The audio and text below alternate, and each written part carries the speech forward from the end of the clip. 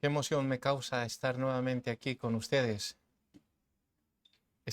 Yo, mi esposa y mi hijo, estamos realmente contentos de volver a verles, de poder hablar con ustedes, apretarles, darles un abrazo. Sentimos como si todavía perteneciéramos a esta comunidad, a esta iglesia.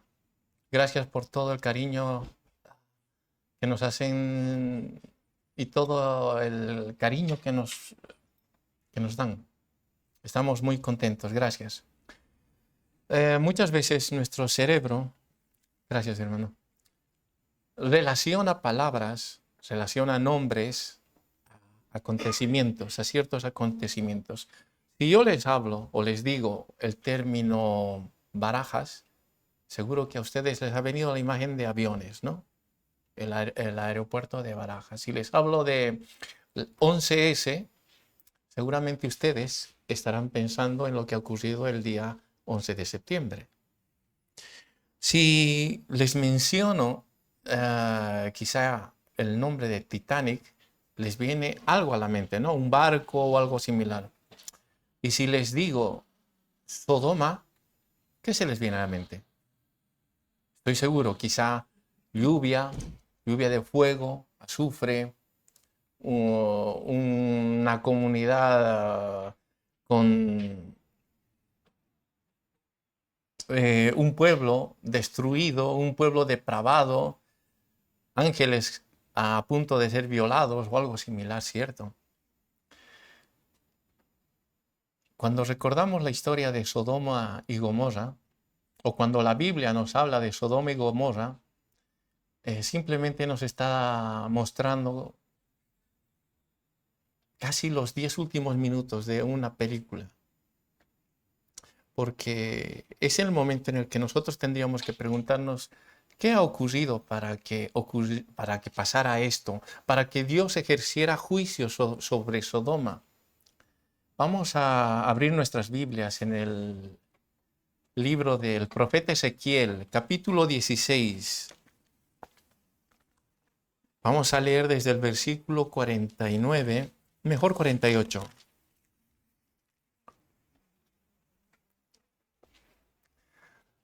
Sodoma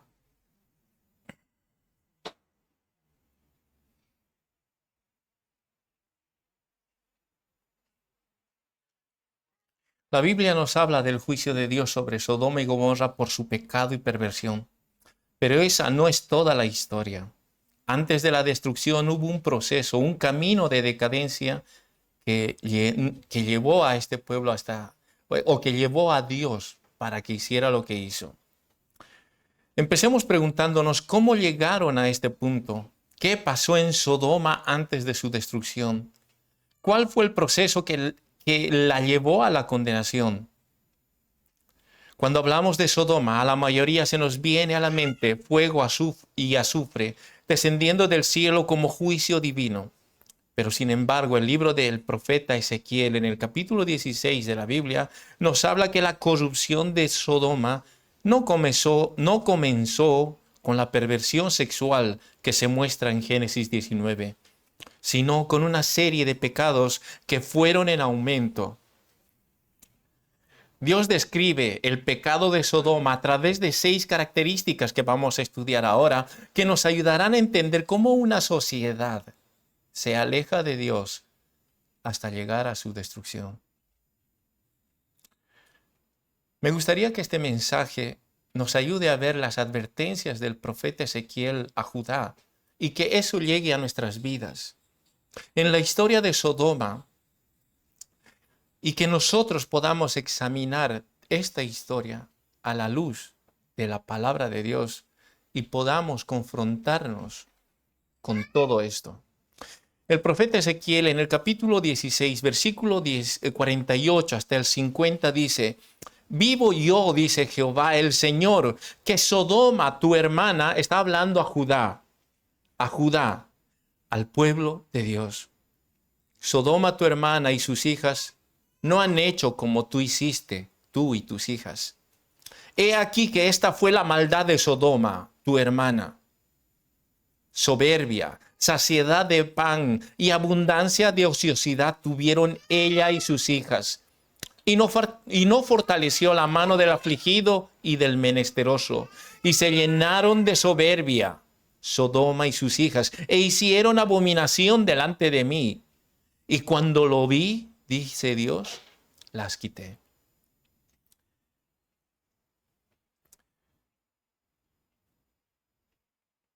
Para entender mejor el contexto de esta profecía del profeta Ezequiel, tenemos que entender que Ezequiel ahora mismo está en Babilonia. Ha sido arrancado, en otras palabras, ha sido exiliado. Está en el exilio y desde el exilio está hablando a su pueblo. Arrepentíos. El camino por el que van no es el correcto. Dios va a ejecutar juicio contra ustedes. Os va a ir mal. Ezequiel está hablando a su pueblo. Le llegan noticias de que el pueblo está yendo al templo de Dios para alabarle, glorificarle, para sacrificar a Él. Y cuando sale, está sacrificando a los ídolos de los pueblos vecinos. Eso no se hace. Y Ezequiel está diciendo a Judá, al pueblo de Dios, no hagan eso. Vuélvanse porque ustedes están haciendo peor que Sodoma y Gomorra. Jesús lo decía, ay de ti, Corazín, si estas cosas en Capernaum se hubieran hecho, hace mucho se hubieran arrepentido. Me gustaría que nos confrontemos cada vez que empezamos a leer estos versículos y empezamos a estudiar, que nos confrontemos o que confrontemos la palabra de Dios con nuestras vidas.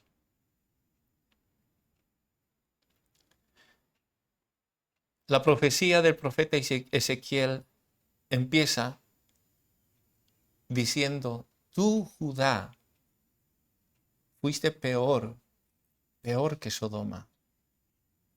Tú que te crees tan santa, has sido peor que Sodoma. Y si a Sodoma yo no he perdonado, a ti no te perdonaré. La maldad de Sodoma es un proceso progresivo, es una caída en picada, pero de forma progresiva en el deterioro moral y espiritual del pueblo de Sodoma. Peldaño a peldaño, ese proceso de la maldad de Sodoma, el primer peldaño de ese proceso de caída de Sodoma es la soberbia. Versículo 49, he aquí que esta fue la maldad de Sodoma, tu hermana, soberbia. La palabra que aparece en hebreo, y tengo que utilizar el término hebreo porque en el versículo 49 habla de soberbia y en el versículo 50 también habla de soberbia, pero en el hebreo son dos palabras distintas. Así que vamos a tener que utilizar un poco del idioma hebreo. En la palabra que aparece en hebreo que traduce soberbia es la palabra gaón. Es una palabra que implica que de pronto uno decide lo que está bien y lo que está mal, lo que es justo y lo que es injusto, lo que es correcto y lo que es incorrecto. No determinamos lo que está bien o lo que está mal de acuerdo a lo que Dios nos dice que está bien o que está mal. No decimos que es justo o injusto aquello que Dios determina que es justo. No pensamos que es correcto o incorrecto lo que afirma su palabra. Si no pensamos o decimos o hacemos las cosas o creemos que las cosas son justas o injustas según lo que nosotros creemos. De hecho, la soberbia que aquí, el término gaón, la soberbia que aquí se está diciendo es de que nos hemos hecho autosuficientes y ahora estamos decidiendo nosotros qué es bueno y qué es malo, qué es correcto y qué no es correcto, qué es justo y qué no es justo, no conforme a lo que Dios dice en su palabra, sino en lo que a nosotros nos está pareciendo, acomodando quizás su palabra a conveniencia nuestra. La soberbia, el primer peldaño de Sodoma en la caída, en la decadencia, de su moral y de su espiritualidad, empezó creyendo que podía decidir qué era bueno y qué era malo. Es el mismo pecado que vemos en Génesis 6, Génesis 3, cuando la serpiente tienta a Eva y le dice, no moriréis, es mentira. Dios os está engañando. ¿Sabe Dios que el día que comáis de él, seréis como dioses? Y entonces se ve en el versículo 6 del capítulo 3 de Génesis, y vio la mujer que el árbol era bueno. Primero vio, lo contempló, lo estuvo analizando. Y dijo, como Dios lo dijo cuando empezó a crear a la creación y vio que todo era bueno. La mujer también dijo, esto también es bueno. Se hizo ya como Dios, que era agradable a los ojos y codiciable para alcanzar la sabiduría, y tomó de su fruto para conocer el bien y el mal. El primer peldaño en la caída y en la decadencia moral de Sodoma fue la soberbia, Gaón, decidiendo nosotros mismos qué es el bien y el mal. El pecado de la soberbia, Gaón, les dio una falsa sensación de control y autonomía a Sodoma, haciéndoles creer que podrían establecer sus propias reglas sobre el bien y el mal, sin tener en cuenta la ley de Dios. Y así dieron el primer paso rumbo al juicio de Dios. Ahora que tienen esa falsa sensación de poseer el control y piensan que pueden establecer lo que creen, ahora van siguiendo rumbo a la decadencia. Y el siguiente paso en el versículo 49 dice que no solamente fue la soberbia, sino saciedad de pan. Pero hombre, ser saciado con pan tampoco es malo, ¿verdad? Inclusive Dios nos promete que nos va a saciar. Es cierto, no parece ser malo. Pero mira lo que nos dice Jesús respecto a esto. La expresión en hebreo es shibeat lehem, que literalmente significa plenitud de pan. No se refiere solamente a tener alimentos, sino a una abundancia egoísta que lleva a la indiferencia espiritual. En primer lugar, y yo decido con soberanía, Gaón, qué es bueno y qué es malo, qué está bien y qué está mal. Ahora, en segundo lugar, yo decido que las cosas son mías de forma egoísta. Mis cosas son mías de manera egoísta y con indiferencia espiritual. Jesús dijo en Mateo 4, no solo de pan vivirá el hombre, sino de toda palabra que sale de la boca de Dios. Pero Jesús lo explicó de una manera mucho más clara en Lucas. Y quiero pedirles, por favor, que busquen Lucas 4, Lucas 12, del 13 al 21.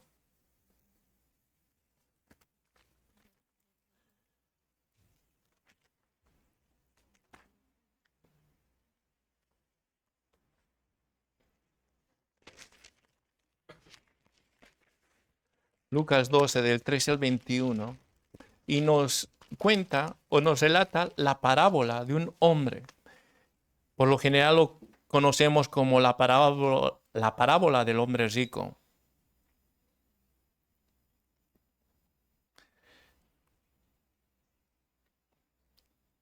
Le dijo uno de la multitud, Maestro, di a mi hermano que parta conmigo la herencia. Mas él, hablando de Jesús, le dijo, Hombre, ¿quién me ha puesto sobre vosotros como juez o partidor? Y les dijo, mirad y guardaos de toda avaricia, porque la vida del hombre no consiste en la abundancia de los bienes que posee. Y aquí viene la explicación. Y también les refirió una parábola diciendo, la heredad de un hombre rico había producido mucho, y él pensaba dentro de sí, diciendo, ¿qué haré? Porque no tengo dónde guardar mis frutos. Y dijo, esto haré, derribaré mis graneros y los edificaré mayores, y allí guardaré todos mis frutos y mis bienes. Y diré a mi alma, oh alma mía, muchos bienes tienes guardados para muchos años. Repósate, come, bebe, regocíjate. Pero Dios le dijo, necio, Esta noche vienen a pedirte tu alma. ¿Y lo que has provisto, de quién será? Por lo general o tradicionalmente, esta parábola lo solemos entender de esta manera. Había un hombre rico que ese año sus tierras habían producido mucho. Y de repente, pues, no le cabían en donde estaba. Lo piensa bien y decide de destruir, hacer unas reformas, hacerlas más grandes y empieza a jactarse y decir, bueno, pues ahora voy a empezar a vivir la vida, voy a vivir bien, voy a reposar, voy a alegrarme, voy a disfrutar de mis ganancias. Y Dios le dice, necio, esta noche vienen a pedir tu alma. Y pensamos que él muere y ya está, ¿no? Pero cuando analizamos bien esta parábola, la situación es mucho peor que eso. La heredad de un hombre, dice, la heredad de un hombre rico había producido mucho. No está hablando de que el hombre era malo, ni que hubiera hecho cosas malas. No está hablando de que el hombre había trapicheado o había dejado de pagar impuestos o que había explotado a su gente. No habla de que el hombre hubiera hecho cosas extrañas para poder tener o que salga mucha producción. No, simplemente hasta pareciera que Dios le hubiera bendecido. Un año, excepcionalmente, le sale mucha producción. ¡Wow! De tal manera que dice, ¡wow! Esto nunca me ha ocurrido. Ahora, ¿yo qué hago? No me entran aquí, mis naves no caben. Vale, ya sé qué voy a hacer. Tengo que destruirlas, las voy a reformar, las voy a hacer mucho más grandes. ¡Wow! Genial, esto me va a dar para no sé cuántos años y ya no tengo que trabajar para toda la jubilación. Y entonces, en el versículo 19 de Lucas 12 dice, y diré a mi alma, muchos bienes tienes guardado, muchos bienes tienes guardado para muchos años. Repósate, come, bebe, regocíjate. Yo. Pero Dios le dice, necio, estúpido, esta noche vienen a pedirte tu alma. ¿Quién viene a pedir su alma? ¿De qué está hablando? Versículo 16. Había producido mucho. Muchos bienes tienes guardado. ¿Quién viene a pedir su alma? Los bienes. La parábola efectivamente habla de un hombre que de pronto se encontró con una cosecha excepcional. No dice que se dedicara a explotar a la gente ni nada por el estilo. La producción había sido extraordinaria y era tan extraordinaria que seguramente por primera vez en su vida no tenía dónde meter todo lo que había producido. Y entonces de pronto su vida giró en torno a la abundancia de pan. Es maravilloso todo lo que tengo. Es impresionante lo que he conseguido acumular. Bueno, tengo tanto que voy a tener que construir nuevos graneros para guardarlo de modo que mi alma se pueda sentir muy feliz.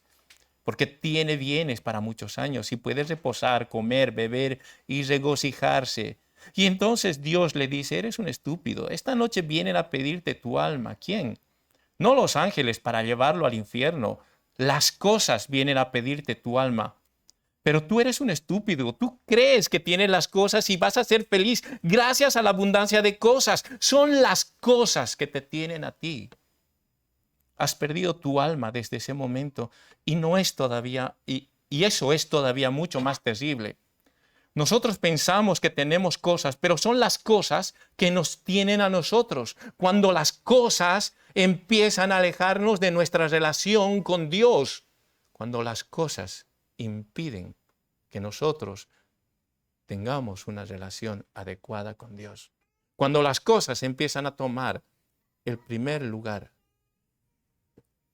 De pronto alguien decide que consigue tener, de pronto alguien decide que si consigue tener la casa o la vivienda que le gusta, será inmensamente feliz. Y no sabe que ha vendido 20, 30, 40 años de su vida al banco para pagar una hipoteca. La casa lo tiene a él. Y por supuesto también el banco o el prestamista. Y de pronto el joven que piensa que si consigue comprarse una moto, un coche, bueno, va a ser lo más. Prácticamente si lo consigue y no sabes que hasta qué punto la moto o ese coche te posee a ti. Como dice un refrán, el dinero es un buen siervo, pero es muy mal amo. El problema es que cuando la sociedad es una sociedad con abundancia de pan, en la que llega a la conclusión de que lo importante es la abundancia de lo material y que eso es nuestro, al final son las cosas las que poseen a la persona. No digo que es malo tener cosas, pero cuando las cosas nos hacen alejar de nuestra relación con Dios y de nuestra dependencia de Él, es cuando las cosas van adueñándose de nuestra alma. Alguien dijo, somos bendecidos para bendecir. Pero si solamente empezamos a acumular bienes, o a depender, o a creer que nuestra felicidad depende de bienes, son los bienes que empiezan a pedir nuestra alma. Y nos aferramos a ello. Y creemos que los bienes van a hacernos feliz. El peligro de las riquezas es que nos puede hacer olvidar nuestra dependencia de Dios. Deuteronomio 8 dice, cuídate de no olvidarte de Jehová tu Dios para cumplir sus mandamientos, sus decretos y sus estatutos que yo te ordeno hoy. No suceda, dice, no suceda que comas y te sacies y edifiques buenas casas en que habites y tus vacas y tus ovejas se aumenten y la plata y el oro se te multipliquen y todo lo que tuvieres se aumente. Versículo 14 de Deuteronomio 8. Y se enorgullezca tu corazón y te olvides de Jehová tu Dios, que te sacó de tierra de Egipto, de casa de servidumbre. Cuando las cosas son más importantes que nuestra relación con Dios, cuando las cosas son o están en el primer lugar de nuestras vidas, las cosas son dueñas de nosotros. En el otro extremo está la historia o está un hombre que se llama Job. ¿Se acuerdan, verdad? La relación, quiero que hagan la relación Job. Satanás delante de Dios y el pobre Job cae en desgracia, ¿verdad? En un solo día vienen y le dicen, oye, han venido y te han robado el ganado. Oye, que ha caído un rayo y ha quemado tu campo. Oye, que han muerto todos tus hijos. Y de repente ve que le empieza a salir una sarna y cae en desgracia. ¿Qué hizo el hombre rico? Dijo, oh, alma, muchos bienes tienes, ahora reposa y regocíjate, ¿cierto? ¿Qué dijo Job en el capítulo 1, versículo 21? Quiero invitarles a que lo busquen, porque es importante que sepamos qué dijo un santo cuando le quitaron todo. Job 1, 21. El que lo encuentre, por favor, que lo lea. Y dijo, desnudo salí del vientre de mi madre, y desnudo volveré allá. Jehová dio y Jehová quitó. Sea el nombre de Jehová bendito. Sea el nombre de Jehová bendito. ¿A quién atribuye todas las circunstancias de su vida? A Dios. El hombre rico, ¿qué hizo? Yo he hecho todo esto, mis cosechas, mis bienes. Ahora me voy a yo regocijar, ahora yo me voy a dar la vida. Ahora, ¿qué dijo Job? Dios. Él es el que tiene cuidado de tu vida cuando las cosas van bien y cuando las cosas van mal. Sea Jehová bendito. Cuando te dan una mala noticia, sea Dios bendito. Cuando te dan una mala noticia, sea Dios bendito. Cuando tienes que comer, sea Dios bendito. Cuando te despiden del trabajo, sea Jehová bendito. Esa es la actitud de un hombre distinto al hombre rico. Pero me gustaría, por pasar un poquito, por tocar un poco más sobre la vida de Job. En el versículo 1, en el versículo 5 del mismo capítulo 1 de Job, Dice, y sucedía, voy a leer en la versión de las Américas, que es casi lo mismo que tenemos ahí. Sí, voy a leer en la versión de las Américas. Dice, y sucedía que cuando los días, hablando de los hijos de Job y de la actitud que tenía Job para con sus hijos, y sucedía que cuando los días del banquete habían pasado de sus hijos, Job enviaba a buscarlos y los santificaba, y levantándose temprano ofrecía holocaustos conforme al número de todos ellos, porque Job decía, quizá mis hijos hayan pecado y hayan maldecido a Dios en sus corazones. Así hacía Job siempre. Su preocupación era, ay, quizá mis hijos han pecado contra Dios. Pero vamos a analizar un poquito más este versículo. Empieza diciendo que es lo mismo. Y acontecía que habiendo pasado en turno los días del convite, Job se preocupaba. Job enviaba por ellos. Se preocupaba. Sus hijos ya eran mayores, cada uno tenía su casa, cada uno tenía seguramente su rebaño y todo lo demás, pero aún Job se preocupaba de sus hijos. ¿Dónde están? ¿Qué están haciendo? Enviaba por ellos y los santificaba, hacía sacrificios, estaba siempre atento a sus hijos y ejercía de sacerdote, le importaba la salud espiritual de sus hijos. No era un hombre indiferente a sus hijos.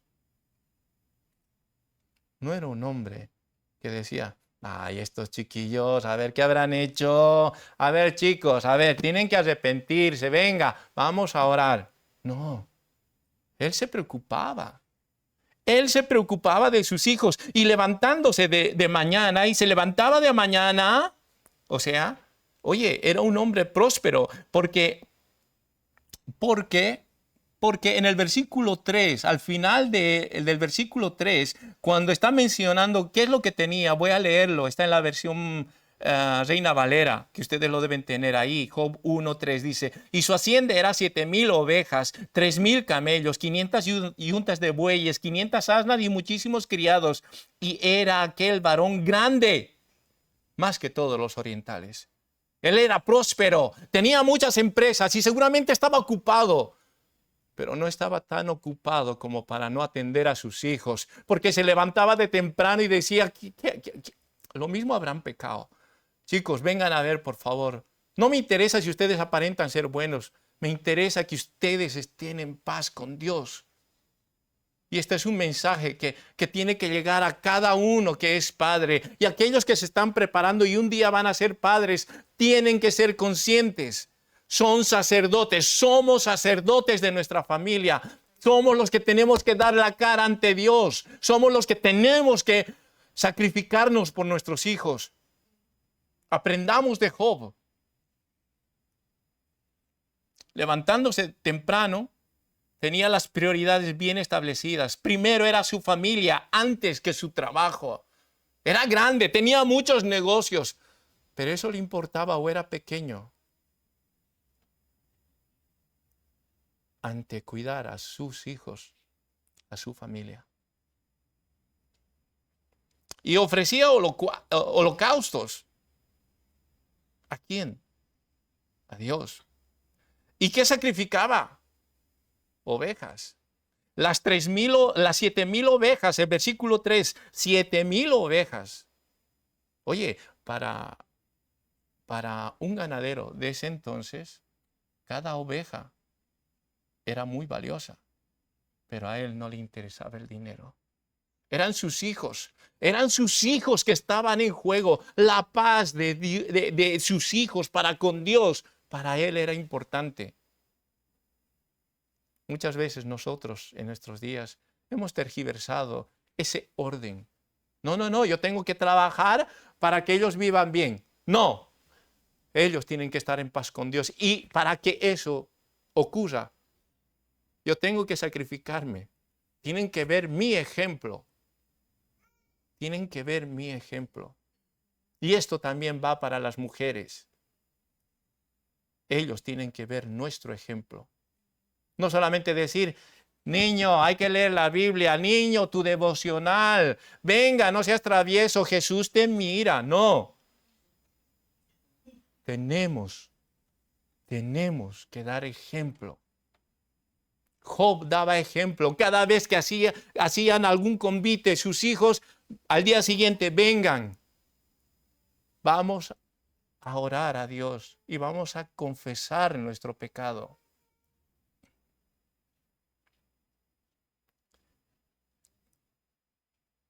Porque Job decía, quizá mis hijos hayan pecado y maldecido a Dios. Le importaba mucho que su familia esté en paz con Dios. Y así hacía Job siempre. En la versión Reina Valera dice, y de esta manera hacía todos los días. Ahora comparemos. El hombre rico, regocíjate alma mía, ahora tienes todo, la jubilación y a las Bahamas. ¿Y Job qué decía? No, primero mi familia. ¿Qué dice Dios? ¿Qué dice Dios de Job en el versículo 1? ¿Alguien lo puede leer? Que este hombre era perfecto, recto, temeroso de Dios, ¿verdad? ¿Tú crees que puede decir eso de ti, Dios? Algunos dicen que no. Quizá en tu corazón tú digas, más o menos. Pues entonces, ¿qué estamos esperando?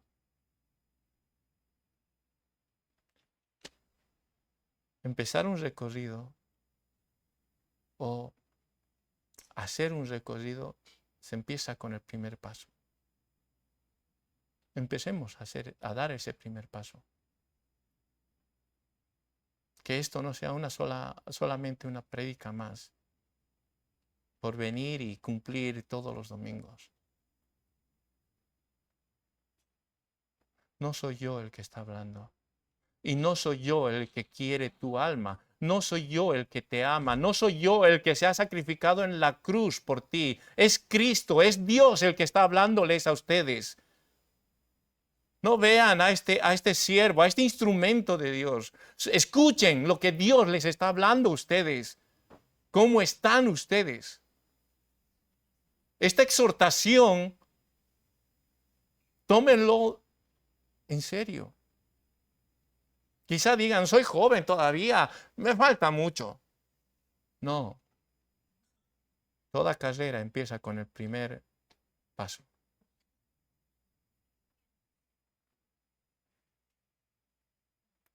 Cuando una sociedad empieza diciendo que ya sabe lo que está bien y lo que está mal, independientemente de cuál sea la voluntad de Dios, y piensa que controla las cosas, que son solo suyas, y que puede ser feliz sobre la base de lo material, y no se da cuenta de que lo material se ha apoderado de su alma y que no es el amo, es un pobre esclavo de las cosas. ¿Qué sucede cuando una sociedad entra en esta situación? Como uno ya decide lo que está bien y lo que está mal, y decide, el primer paso hemos visto que era la soberbia, decidir qué está bien y qué está mal. El segundo paso hemos dicho que era la saciedad de pan, que decide que lo importante en esta vida es lo material, y lo material da la felicidad. De la soberbia y de la saciedad de pan se pasa a la abundancia de ociosidad. El versículo 49 de Ezequiel, capítulo 16. ¿Lo tienen? Vamos ahí, vamos a ir recorriendo varios pasajes de la Biblia. Espero que me puedan seguir.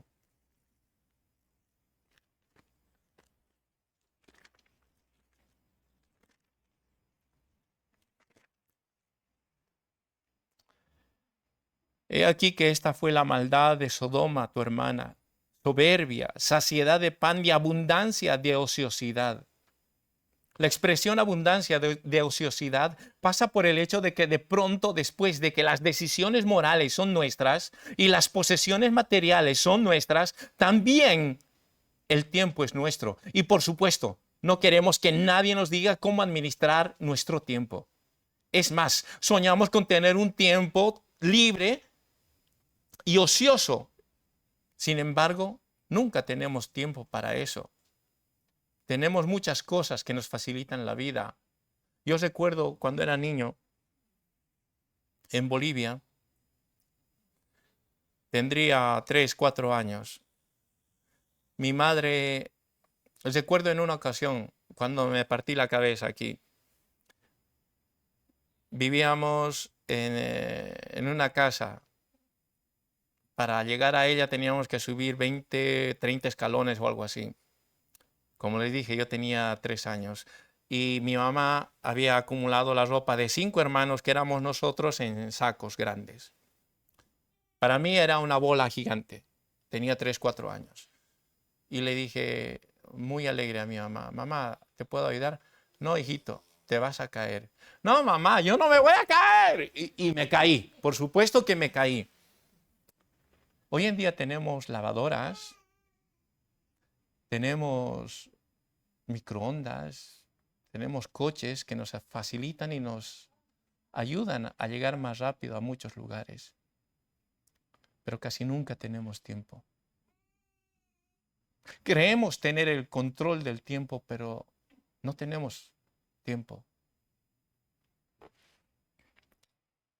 La idea de abundancia, de ociosidad, es que vivían Sodoma en una comodidad que los llevó a la pereza y al hedonismo. ¿Qué es el hedonismo? Es una filosofía de vida donde el objetivo principal es el placer y se define como la búsqueda del placer y la evitación del dolor a toda costa.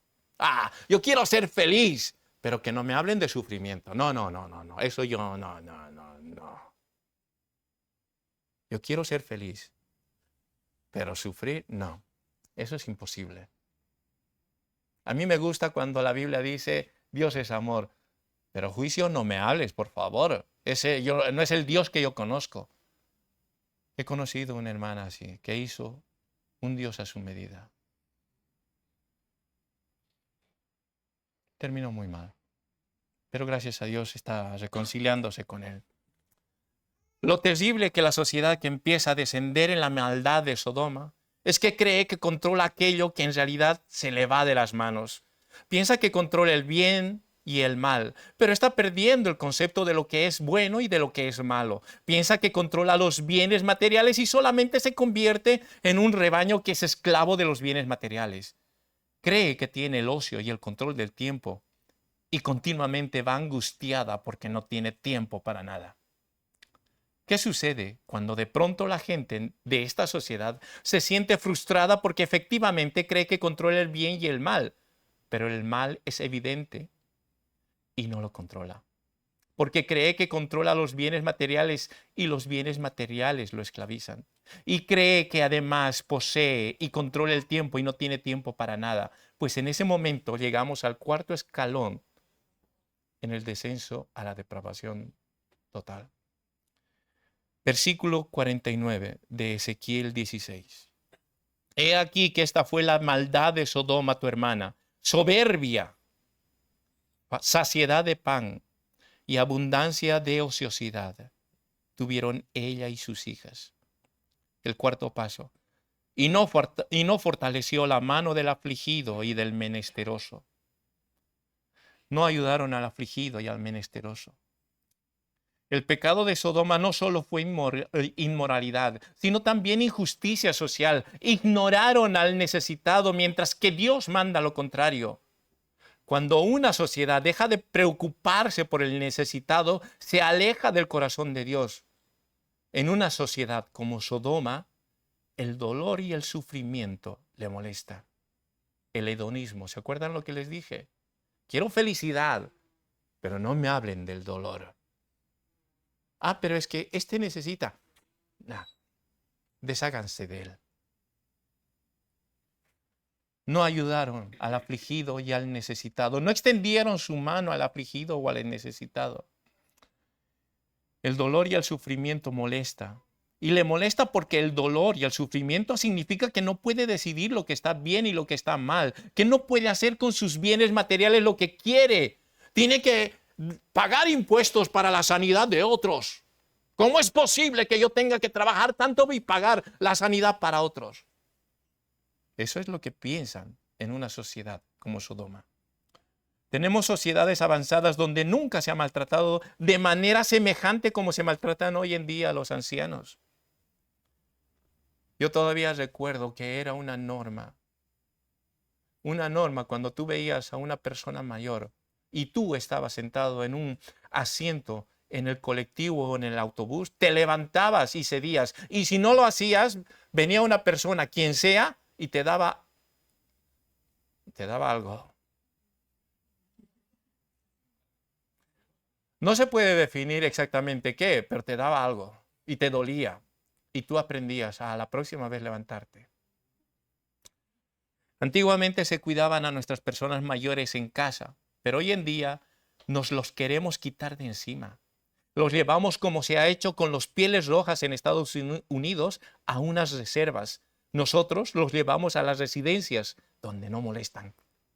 En algunos países de Europa incluso hemos decidido que además les vamos a facilitar la salida de este mundo y aprobamos leyes de eutanasia, de manera que la ley de eutanasia, que supuestamente es para que la persona que está muy enferma muera tranquilamente y no tenga unos dolores absolutamente Perdónenme, me siento. Para que no tengan dolores. Y se convierte en una manera de liquidar a un sector de la población que nos molesta, que son nuestros ancianos. Esto sucede también con los niños, con aquellos niños que van a nacer, que son especiales. Ah, no, que si viene aquí para hacer una carga a la sociedad, mejor yo me los... Más del 90% de los niños con síndrome de Down en España son abortados. Y ellos dicen, y punto final, se acabó el problema. Por supuesto, si presentan algún tipo de alteración física o algún tipo de malformación, son abortados de manera mayoritaria. En algunos países de Europa ya se han desaparecido los niños con síndrome de Down al 100%, porque son abortados. Como por ejemplo en Islandia. Allí todos son perfectos. La sociedad que decide que no va a fortalecer la mano del afligido y del menesteroso es porque les molesta, porque les obliga a tener que decidir lo que está bien y lo que está mal, no de acuerdo al gusto de ellos, sino a principios morales. Significan un gasto de dinero y sobre todo les quita el tiempo, su precioso tiempo, de modo que vamos a colocarlos en un sitio donde no molesten. Y si aún así molestasen, vamos a simplemente a quitárnoslos de encima. En el descenso a la depravación, en Sodoma, hemos empezado decidiendo con soberbia qué es lo bueno y qué es lo malo.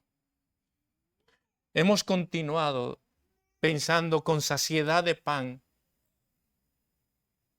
que nosotros tenemos las cosas y nosotros controlamos las cosas, pero son las cosas las que nos tienen, son las cosas que nos controlan.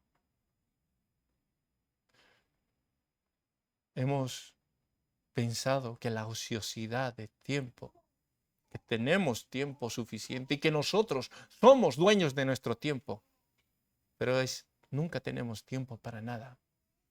Y si alguien, como un niño que va a venir de una manera especial, nos va a quitar ese tiempo, nos deshacemos de ese alguien, llamándole bicho, no sé cómo le llaman para poderla abortar.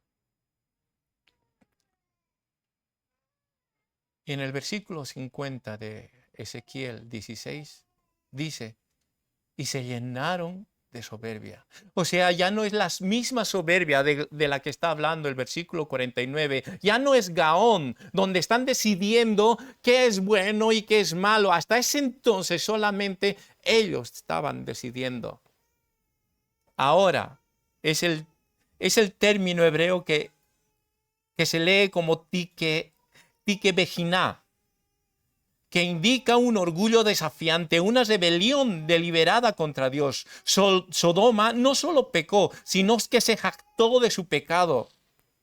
Este término hebreo no es el Gaón, la soberbia del inicio, sino que es algo muy especial. Es el momento en el que no solamente yo decido que está bien y que esté mal, sino es en el que además lo que yo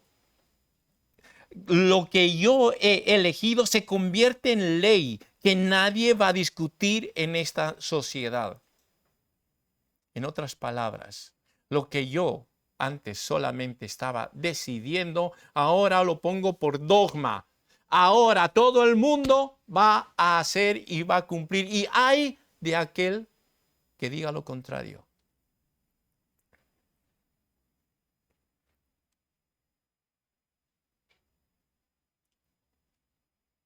En este peldaño de la decadencia de Sodoma, donde la soberbia, el orgullo, la altivez, no solamente está en que podamos decidir alejándonos de Dios, independiente de Dios, el decidir qué es el bien y qué es el mal, ahora lo ponemos como una norma, sí, una ley del aborto, una ley de eutanasia. En 2 Timoteo 4, el apóstol Pablo, desde el versículo 1 hasta el versículo 4, nos dice: te encarezco delante de Dios y del Señor Jesucristo, que juzgará a los vivos y a los muertos en su manifestación y en su reino, que prediques la palabra, que instes a tiempo y fuera de tiempo, redarguye, reprende, exhorta a esta sociedad que es tan orgullosa y que está poniendo leyes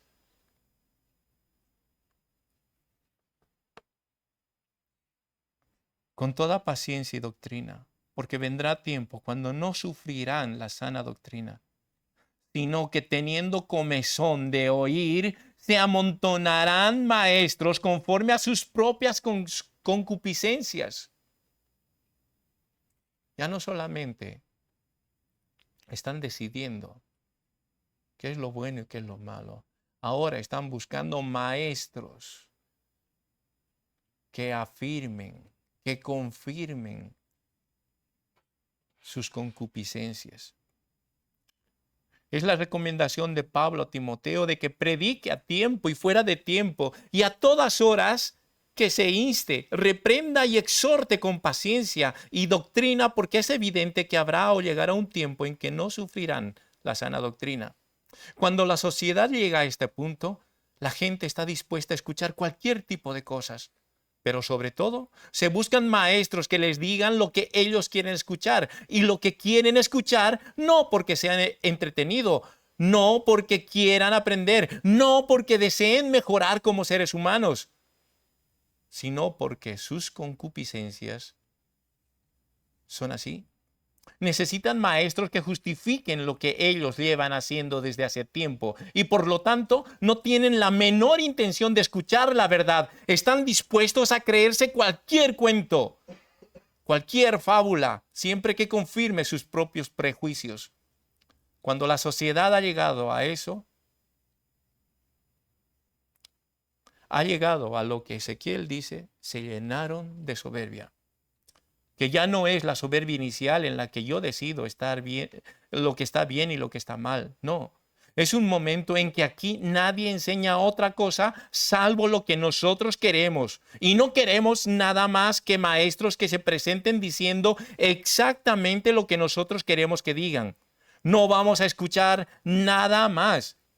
Aquí no se va a discutir un punto de vista con otro. Aquí no va a haber posibilidad de confrontar una visión con otra. Aquí solo se escucha aquello que satisfaga nuestras concupiscencias.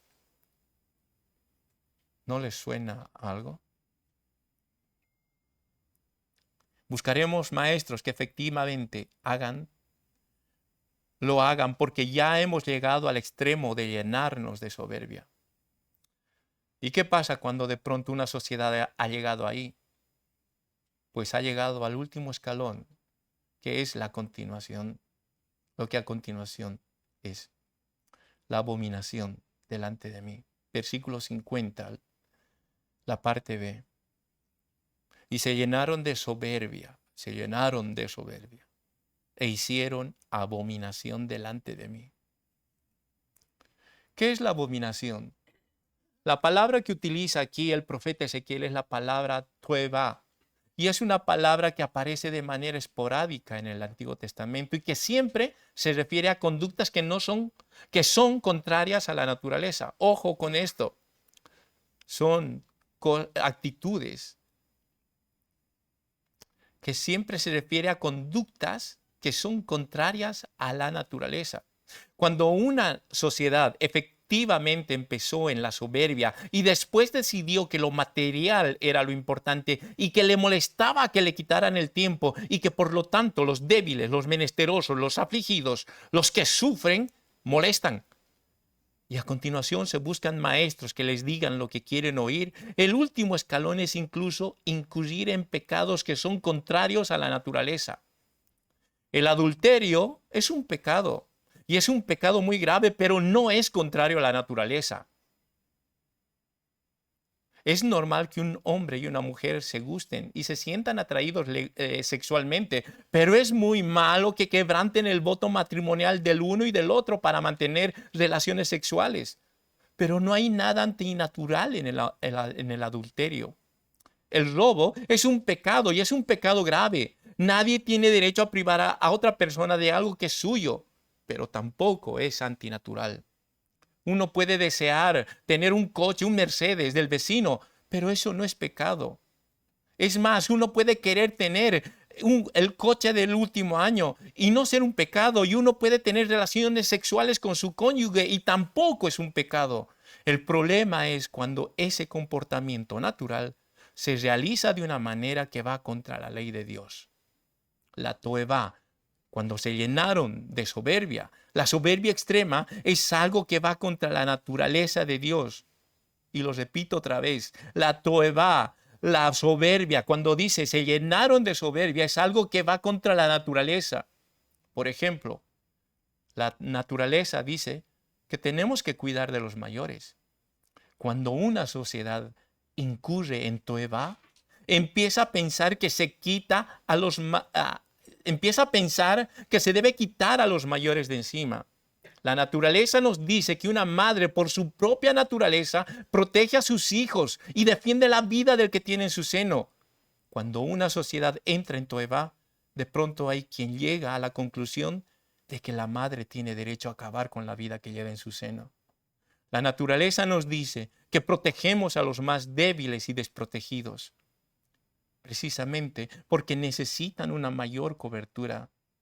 Esto incluso se ve en algunas especies de animales que tienen que defenderse de un depredador y de pronto se reúnen en torno al más débil de la manada, porque hay que protegerlo. El toevá, esta soberbia extrema, se llenaron de soberbia, implica que los débiles y los protegidos no tienen lugar entre nosotros. Son una molestia para nuestra felicidad. Y la toevá implica que frente a la relación natural entre un hombre y una mujer, por el contrario, vamos a considerar natural la relación entre dos hombres y dos mujeres.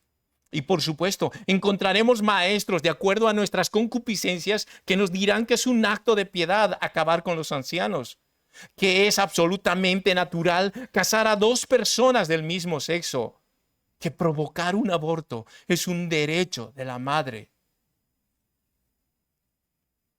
En un momento determinado no habrá posibilidad de discutir esas tesis porque van a ser la dogma de la sociedad. Y hay de aquel que se enfrente con él.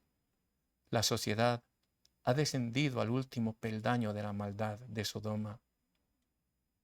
Y entonces, ¿qué viene a continuación? Versículo 50. Lo último. Dice Dios, y cuando lo vi, los quité. Génesis 19. Lluvia de fuego y azufre. El juicio de Dios.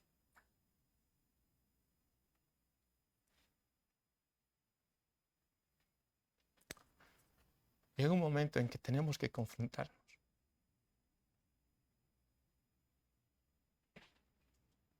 Sodoma empezó a caer nosotros en qué peldaño estamos. Seamos honestos. Sé honesto delante de Dios.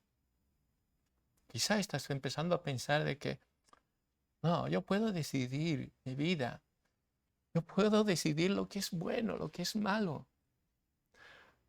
Quizá de repente Dios te ha bendecido, pero son los bienes que están capturándote a ti. Quizá crees que tienes el tiempo y no. No tienes tiempo para nada. Que sales temprano, que llegas tarde, que tu familia no te ve.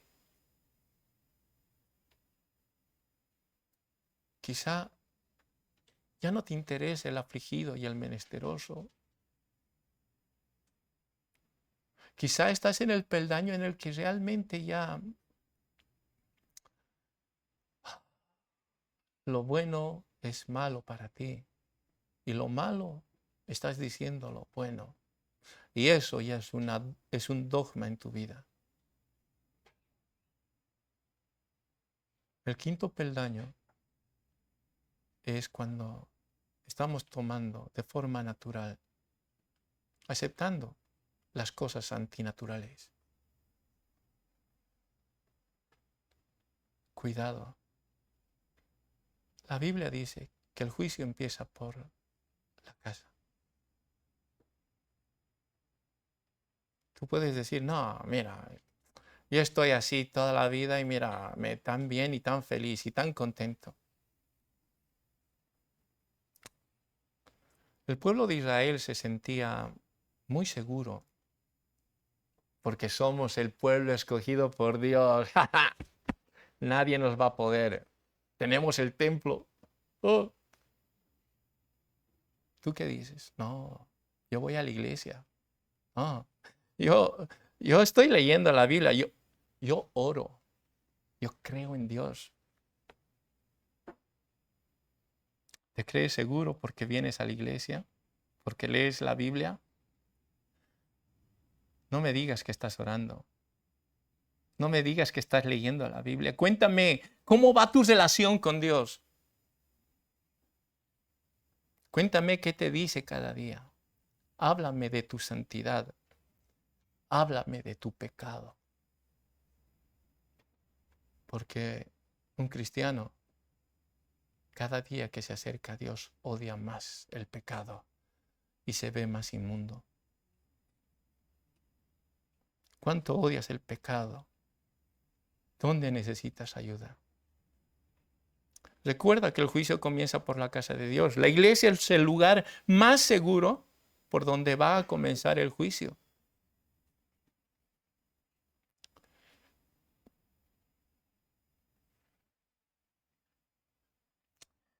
Charles Spurgeon decía, en la iglesia estamos en el lugar seguro por donde va a comenzar el juicio de Dios. El hecho de que estés en una iglesia o algo que llames iglesia, donde se invoque el nombre de Jesús y se canten canciones sobre Él, no significa que estás a salvo de las amenazas de Dios. Los pecados que corrompen a la iglesia son la inmoralidad sexual, la idolatría, su compromiso con el mundo.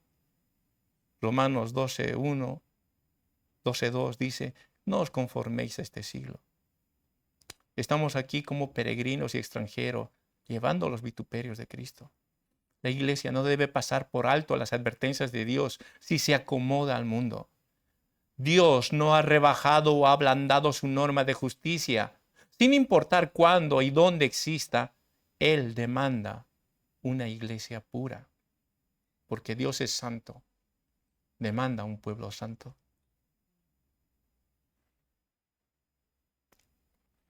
¿Cómo hemos llegado a esto? Nuevamente les exhorto a que cada uno se analice. Pero bueno, no les voy a dejar con toda la carga. El remedio, según lo que dice la Biblia, es 2 Corintios 7:14. Si se humillare mi pueblo, sobre el cual mi nombre es invocado, y oraren y buscaren mi rostro, y se convirtieren de sus malos caminos, entonces yo oiré desde los cielos y perdonaré sus pecados y sanaré su tierra. Joel 2:15.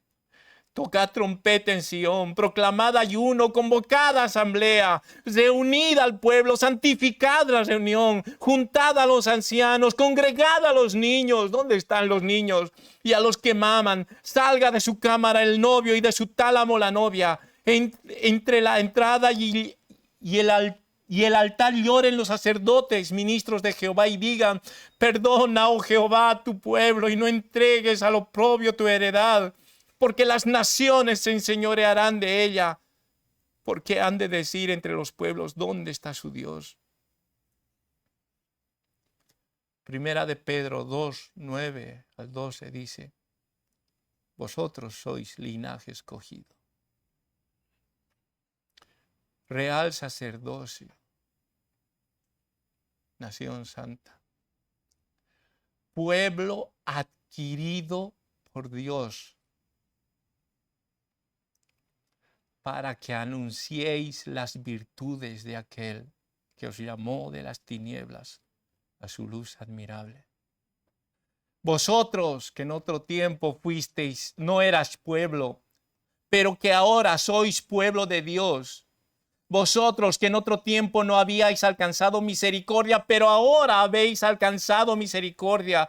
Amados, yo os ruego como a extranjeros y peregrinos que os abstengáis de los deseos carnales que batallan contra el alma, manteniendo buena vuestra manera de vivir entre los gentiles, para que en lo que murmuran de vosotros como de malhechores, glorifiquen a Dios en el día de la visitación, al considerar vuestras buenas obras.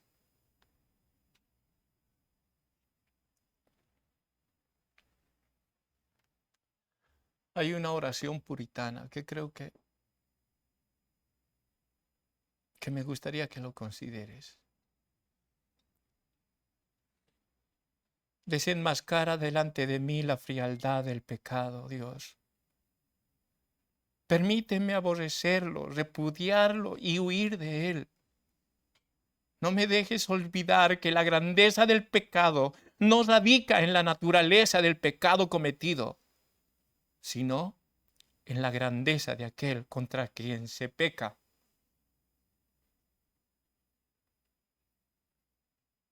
Oremos. Querido Dios y Padre,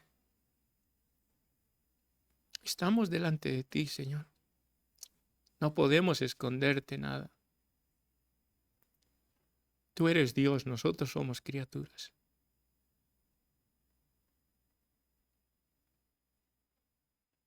Perdona nuestros pecados. Perdona, Señor, porque cada día, Señor, cada día pecamos, te ofendemos. Y gracias, Señor, porque también cada día, Señor, nos puedes perdonar y nos perdonas. Gracias, Señor, porque podemos acceder a ese trono de gracia. A ese trono de gracia donde encontramos oportuno socorro. Gracias por tu palabra expuesta. Gracias, Señor, porque es viva. Porque sabemos que va a hacer efecto en nuestras vidas. Señor, ayúdanos. Ayúdanos si nuestro corazón está endurecido. Ayúdanos, Señor, por favor. Y sálvanos. Sálvanos. Sálvanos, Señor.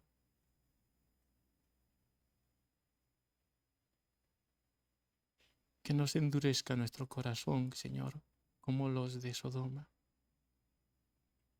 Te agradecemos, Señor, por tu bondad.